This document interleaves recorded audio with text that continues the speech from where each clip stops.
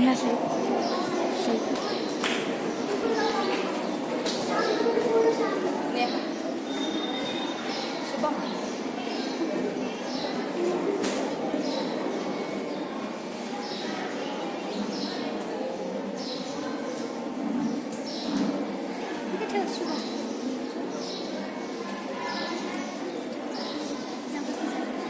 नवीन तारखेला काय होतं? उपवास केला सगळ्यांनी?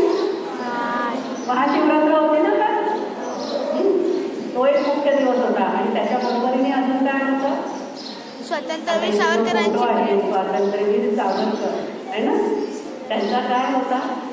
आत्मसमर्पण दिवस होता. त्यांचा जन्मदिवस 28 मे आहे. त्यांचा कालचा दिवस होता तो आपण त्यांची स्मरण दिन आपण तो साजरा करतो. साजरा नाही करत, आठवण करतो त्यांची. आणि आजची तारीख आहे 27 फेब्रुवारी. आजचा दिवस काय आहे? मराठी भाषा दिन. आणि आपली मराठी भाषेला आता यावर्षी आपण अभिमानाचा दिवस आहे आपल्याकरता. कारण अभिजात भाषेचा दर्जा आपल्याला मोदीजींमुळे आपल्या भाषेला मिळालेला आहे. तेव्हा एकदा काय वाजवा मोठ्याने. संत ज्ञानेश्वर महाराज माहिती आहे ना आपल्याला सगळ्यांना? तर आता ह्या ज्या सगळ्या मुली ओव्या ज्या सादर करणार आहेत ते नीट ऐकायचे आहेत तुम्ही. त्यात त्यांनी काय केलंय? गणपतीला वंदन केलेलंच आहे, पण स्वतःला ते निवृत्तीदासू म्हणतात. म्हणजे काय? तर निवृत्तीदास म्हणजे त्यांचे मोठे भाऊ होते, वधू होते, आणि त्या वधूंनाच त्यांनी आपलं गुरु मानलं होतं. आज आपण काही सगळ्या शाळेच्या हॉलमध्ये आहोत आणि इथे तुमचे शिक्षक आहेत, म्हणजे गुरुचं महत्त्व हे याच्यामधनं व्यतीत होतं. कारण ते काय म्हणतात? म्हणे ज्ञाना म्हणत नाही, ते म्हणे निवृत्तीदास म्हणजे गुरुचं एवढं महत्त्व आहे. हे सगळ्या तुम्ही मुलांनी लक्षात ठेवायचं आहे. आणि तुमचे शिक्षक, तुमचे गुरु जे सांगतील त्याचं पालन करायचं आहे. आता ज्ञानेश्वरांनी काय केलं? भावार्थ दीपिका म्हणजे ज्ञानेश्वरी लिहिली, माहिती आहे ना तुम्हाला? आणि त्या ज्ञानेश्वरीतल्या आता या छोट्या मुली सगळ्या ओव्या म्हणणार आहे. नंतर आपण अजून बोलूया.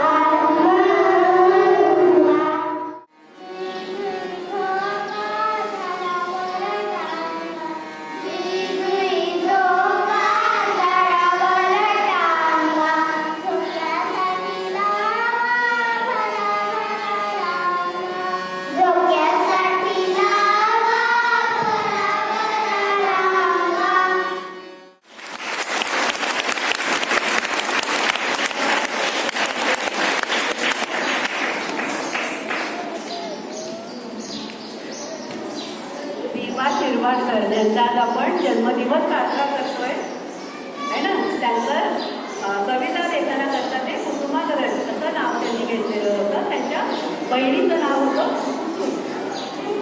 पद्मभूषण. साहित्य अकादमी, महाराष्ट्र राज्य पुरस्कार, नाट्यलेखन पुरस्काराबरोबर ज्ञानपीठ हा भारतीय साहित्य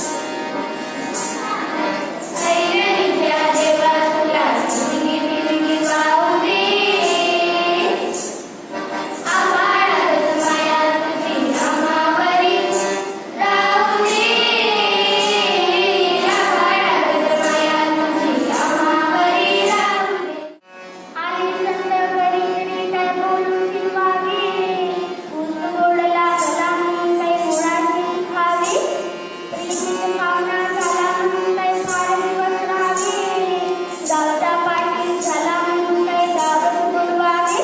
हरे कृष्णा हरे गाना मनोरंजन मोहना. हरे कृष्णा वरा वरा वरा संगे भावसाच्या